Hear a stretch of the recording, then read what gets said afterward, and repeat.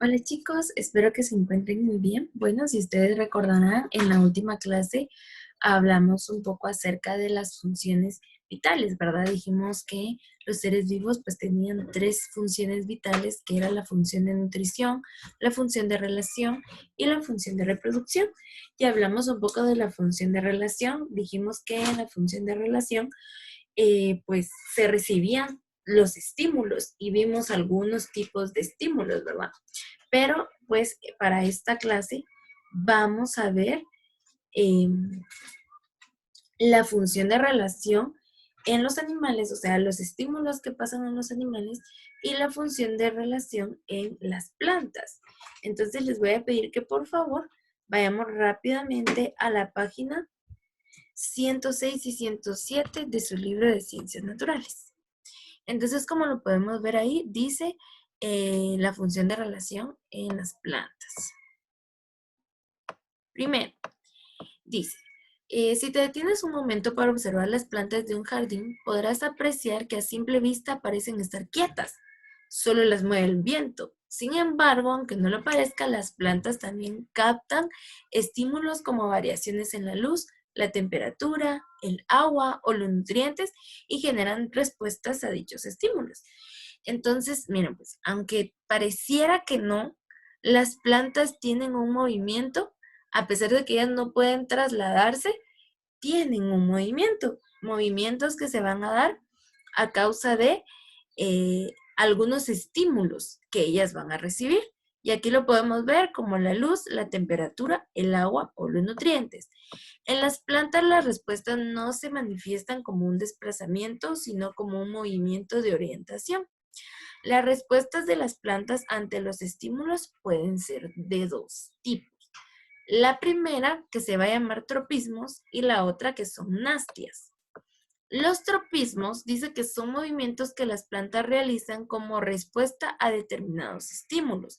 Por lo general, los tropismos hacen que algunas partes de las plantas crezcan, por ejemplo, los tallos, las hojas o las raíces. Les voy a pedir que si están ahí, pueden por favor subrayar esta parte. Cuando este crecimiento se realiza hacia el estímulo, se denomina tropismo positivo, y cuando se realiza en sentido contrario, se denomina tropismo negativo. Los más comunes son el fototropismo, el hidrotropismo y el geotropismo. El fototropismo. En este tipo de tropismo, el estímulo es la luz. Por ejemplo, si dejas una planta en un cuarto oscuro y cerca de un orificio por donde penetra una pequeña cantidad de luz, podrás observar que su tallo y sus hojas se orientan en dirección al orificio, o sea, se orientan en dirección a la luz. Eh, por ejemplo, ¿verdad? Hay plantas que, pues todas obviamente tienen su raíz, pero si se dan cuenta, la raíz crece en oscuridad. ¿Por qué? Porque está bajo la tierra. Pero lo que son los tallos y las hojas, pues estos crecen hacia la luz o hacia el estímulo de la luz, ¿sí? Si nosotros ponemos la planta, pues obviamente ella no va a poder crecer en la oscuridad, sino más bien con la luz. Por eso es que es tan importante la luz solar, ¿verdad? Para que este tropismo sea manifestado. Entonces, si se dan cuenta, acá dice que las plantas comúnmente siempre van a buscar la luz. Mejor, obviamente, pues si es una luz natural. Tenemos el hidrotropismo, que es el tipo de tropismo, eh, dice el estímulo es el agua. Es un tropismo positivo, por la raíz de la planta se acerca siempre a las zonas húmedas. Lo que platicábamos, pues ahora entendemos por qué es tan importante para las plantas tener agua, porque la raíz no va a crecer si no tiene agua, ¿verdad? Ella siempre se va a dirigir hacia donde encuentre humedad. Entonces las raíces siempre, siempre, siempre se dirigen hacia el lugar donde hay humedad. Entonces, cerca de las zonas húmedas, por ejemplo, las plantas que crecen en lugares desérticos tienen raíces profundas, ya que estas crecen buscando agua. Comúnmente los cactus, pues, han de tener una raíz muy profunda, ¿verdad? El geotropismo dice que es en este tipo de tropismo el estímulo de la fuerza de gravedad. La fuerza de gravedad es una acción que atrae los cuerpos hacia la Tierra. En el tallo es negativo, pues crece hacia arriba de la Tierra, y es positivo en la raíz, pues esta crece hacia abajo. Todos sabemos que es la ley de gravedad, ¿verdad? Todos sabemos que la ley de gravedad dice que todo lo que sube tiene que bajar, ¿verdad? En este caso dice que los tallos crecen hacia arriba. Entonces, dice que es un geotropismo negativo porque están creciendo hacia arriba y no tienen un momento donde vayan a bajar, ¿verdad? En la ley de gravedad, pues nos manda que todo debe ir hacia abajo. Entonces, el tallo empieza a crecer hacia arriba, ¿verdad? Entonces, va al contrario de lo que la ley de gravedad me pide. Al contrario, la raíz, eh, ¿para dónde crece? La raíz pues crece siempre hacia abajo. Una, porque hay más humedad, entre más profunda, más humedad. Pero esta sí sigue como esa ley de gravedad, entonces ahí lo vamos a llamar un geotropismo negativo. Aquí tengo algunos videos que esta página que encontré, la verdad me gustó mucho, porque aquí están algunos de los tropismos y aquí nos muestran un video, miren, del geotropismo. Entonces lo voy a colocar para que lo podamos ver y miren, ahí se cumple que las raíces van hacia abajo y los tallos van hacia arriba. Y eso es un geotropismo. ¿Sí? Bueno, y entonces también nos dan aquí algunos otros ejemplos de otros tropismos que no hemos visto, pero pues este video me pareció un poco interesante para que se los mostrara yo aquí acerca de lo que es el geotropismo.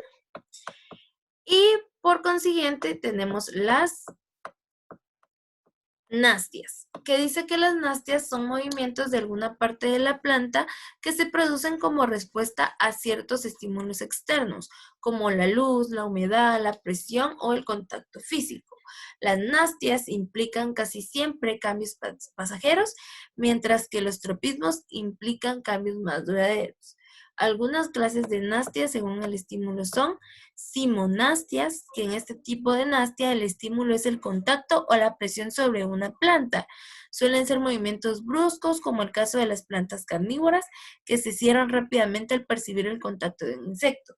Estas plantas carnívoras, al momento en el que sienten que hay algo alrededor de ellas y que hay por ejemplo, un roce del animal con ella, es a cazarlo, ¿verdad? A comérselo.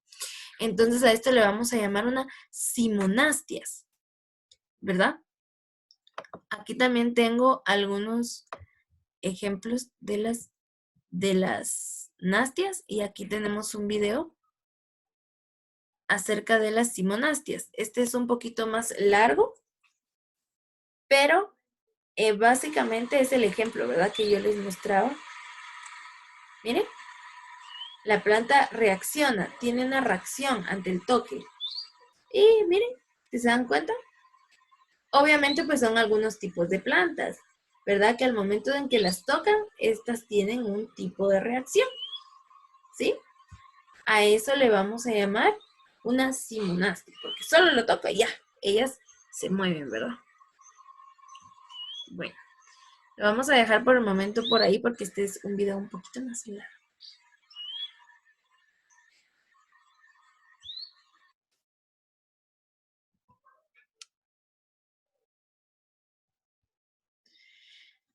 Voy a seguir compartiendo por acá la pantalla.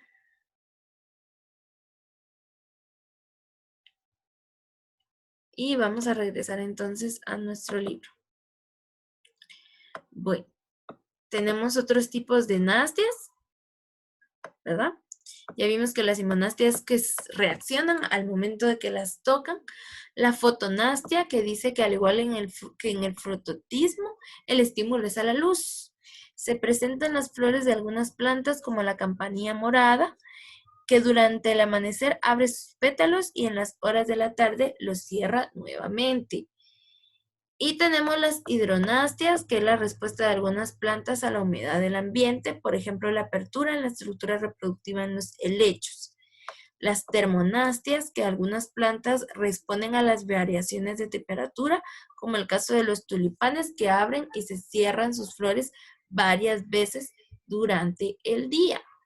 Entonces, ya vimos aquí el ejemplo de simonastia, ahora veamos el ejemplo de termonastia.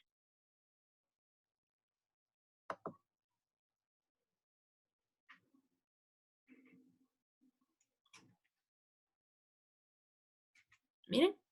¿Y esto a qué se debe? A que es una reacción a la luz. Sí, ellos sienten la luz y automáticamente ellos se abren. O no sé, bueno, en algunos casos, para quien ha tenido la oportunidad de tener algún tulipán, perdón, algún girasol en su casa, tal vez se podrán dar cuenta que los girasoles siempre van a girar a dirección de la luz.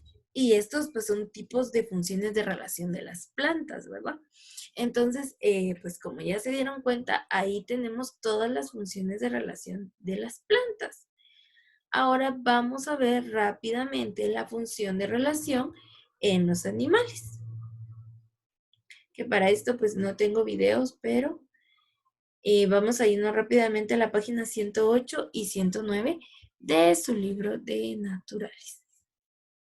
Y luego pues voy a hacer un breve resumen, así hacemos el video. Espero que sea muy entendible, porque la verdad, yo cuando pues estaba leyendo los temas decía, wow, qué interesante es la naturaleza, ¿verdad? Ahora miremos a los animales.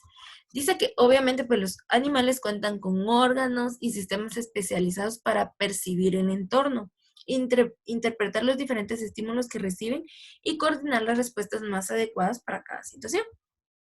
Los animales perciben el entorno por medio de los órganos de los sentidos.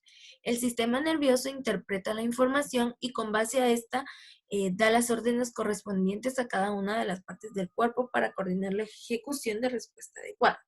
¿Eso qué quiere decir? Que la función de relación de los animales se va a dar con pues el sistema nervioso y los sentidos.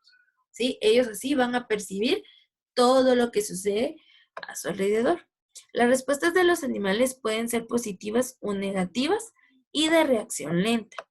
En los animales, los órganos de los sentidos son los encargados de percibir los estímulos del medio y lo hacen gracias a que están conformados por una serie de células receptoras clasificadas según el estímulo que perciben. Entonces, ahorita vamos a conocer este tipo de células que son receptoras. Tenemos las quimiorreceptoras, que son las células sensibles a sustancias químicas del ambiente. Estas células se encuentran en la lengua, la nariz de los animales, aunque algunos como los milpies tienen quimiorreceptores en todo el cuerpo. Y pues esto les permite de cierta manera sentir estímulos. Tenemos también los fotorreceptores, que son células sensibles a la luz. La mayoría de los casos se encuentran en los ojos de los animales y les permiten reconocer visualmente su entorno.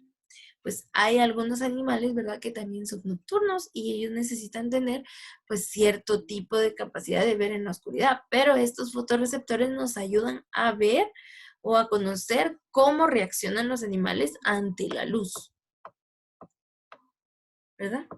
Los mecanorreceptores, que son células sensibles al contacto y a los cambios de presión o las vibraciones en los animales. Este tipo de receptores se encuentra en la piel. Ellos son sensibles cuando los tocamos, son sensibles a esa parte, y eso lo hacen con los mecanorreceptores. Los termorreceptores, que responden a las variaciones de temperatura en el medio, por ejemplo, la serpiente cascabel posee un órgano llamado foseta loreal, capaz de detectar el calor de otros animales. O sea, ellas rápidamente sienten cuando hay alguien más o un animal más cerca de ellas, ¿verdad? Aparte de que los pueden ver, pues también los pueden sentir. Dice, una respuesta lenta generada en la zarigüeya es la secreción de sudor por la activación de glándulas sudoríparas. Estas glándulas están en la piel y son controladas por el sistema endocrino, que a su vez es controlado por el sistema nervioso. Este tipo de respuesta puede ser de larga duración. Una respuesta rápida de corta duración es el movimiento coordinado del aparato locomotor por medio del sistema nervioso muscular conjunto y óseo. Un ejemplo de él es el nado del ornitorrinco, que le permite ir hacia o en contra del estímulo. Bueno, ahora pues acá tengo una presentación así rapidita Y vamos a hablar así, en resumen, de que las plantas y los animales tienen función de relación. Las plantas lo hacen por tropismos y los tropismos y las násteas, ¿verdad? Y los tropismos se dividen en fototropismo, que es la respuesta de las plantas hacia la luz. Y aquí les dejo pues algunos ejemplos, ¿verdad? El hidrotropismo, que es la respuesta de las plantas hacia el agua. Tenemos el geotropismo, que es la respuesta producida por la fuerza de gravedad. Y las nastias, que dice que pues son movimientos más rápidos, y tenemos la fotonastia, donde la planta pues también responde a la luz, pero es un poco diferente. No es que vayan a crecer con la luz, sino que se van a mover conforme la luz, ¿verdad? Sismonastia, cuando detectan un golpe, como el movimiento en algunas mimosas y de las plantas carnívoras. Las hidronastias, que es la respuesta a la humedad que hay en el ambiente. Y la termonastia, que responde a la temperatura del ambiente, ¿verdad? Como cuando dice se cierra la flor del tulipán. La función de relación en los animales, que consiste en captar estímulos y elaborar respuestas, y los tipos de respuestas se hacen en base a unas células, ¿verdad? Tenemos los quimiorreceptores, que dice que pueden monitorear estímulos externos, tales como el gusto, el olfato, o estímulos internos como las concentraciones de oxígeno y dióxido de carbono en la sangre.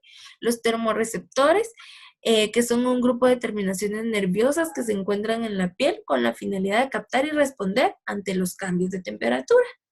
Los fotorreceptores, que son los especializados para recibir la luz o los estímulos luminosos. Y los mecanorreceptores, que es el receptor sensorial que reacciona ante la mecánica, las distorsiones, y pertenecen al sentido del tacto o la piel. Entonces, estos son los tipos, los métodos de relación de estos seres vivos. Espero que les sirvan mucho. Realicen por favor las siguientes páginas, que son actividades para aprender. Los quiero mucho. Nos vemos en una próxima clase.